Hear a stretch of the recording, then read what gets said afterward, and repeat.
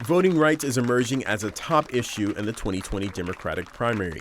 I fundamentally believe that in order for us to overcome these challenges, we've got to repair this democracy and make sure that it works for everyone. And one of the candidates talking about it the most is Beto O'Rourke. He has an ambitious plan to bring tens of millions more voters to the ballot box by 2024. That means bringing in more than 50 million new registered voters through automatic voter registration and same-day voter registration, making sure that we remove barriers to the ballot box. So a new Voting Rights Act that would strike down voter ID laws that are racist in their intent and in their outcome.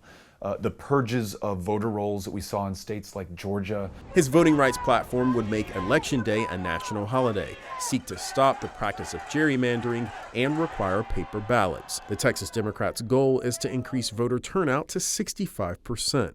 About 61% of voters turned out for the 2016 election. But his proposed policy goes beyond just voting.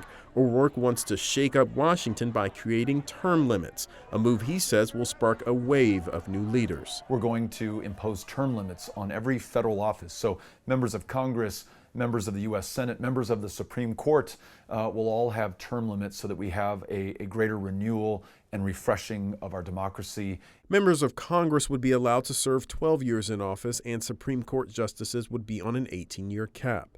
O'Rourke's term limit idea as part of his voting rights plan is unique, but he isn't the only White House hopeful with a bold proposal. Senator Bernie Sanders has said felons should be allowed to vote while incarcerated, while Senator Cory Booker wants to restore the original Voting Rights Act of 1965. Senator Elizabeth Warren, on the other hand, wants to pay for some state election costs if ballot box access measures are put in place. The growing influence of outside money is also a top concern, and something that most Democratic candidates agree on is limiting the influence of special interest groups and political action committees or PACs in the electoral process.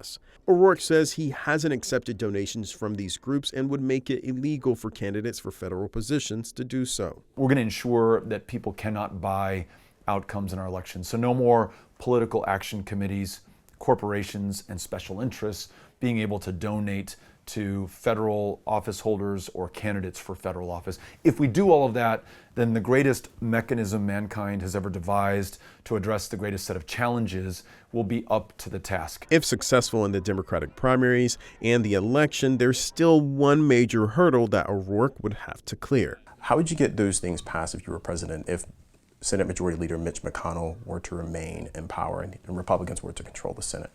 So we need to replace Mitch McConnell and make sure that if he's still in the United States Senate, he's there as the minority leader and not the majority leader. And then we need to go directly to the people, as we're doing in this campaign, and bring their voices to bear on these challenges to put the pressure on their elected members of Congress, whether they be Republicans or Democrats. It's that kind of popular pressure that forms the political will to get the kind of changes that we're talking about.